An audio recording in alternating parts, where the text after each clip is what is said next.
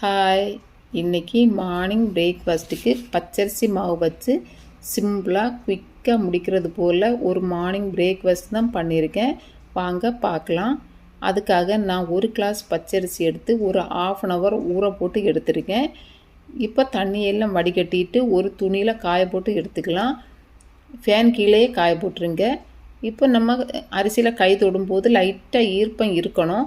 இப்போ எல்லா அரிசியையும் மிக்ஸி ஜாருக்கு மாற்றிட்டு நல்லா பவுட்ரு பண்ணி சலித்து எடுத்துக்கலாம்.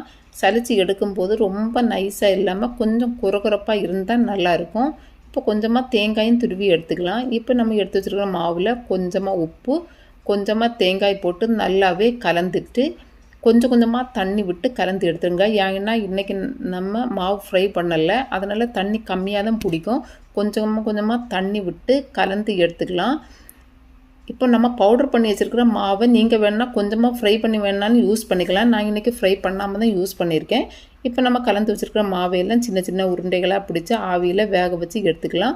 இப்படியே வேணாலும் மார்னிங் பிரேக்ஃபாஸ்ட்டுக்கு யூஸ் பண்ணிக்கலாம். நான் இன்றைக்கி கடாயில் கொஞ்சமாக ஆயில் விட்டு கொஞ்சமாக கடுகு, கொஞ்சமாக வத்தல் மிளகு, ஜீரகம், கருவேப்பிலை, கொஞ்சமாக தேங்காய், உப்பு போட்டு நல்லாவே கலந்துட்டு நம்ம எடுத்து வச்சுருக்கிற எல்லா ரோலையும் போட்டு கலந்து எடுத்தாச்சுன்னா மார்னிங் பிரேக்ஃபாஸ்ட் ரெடி.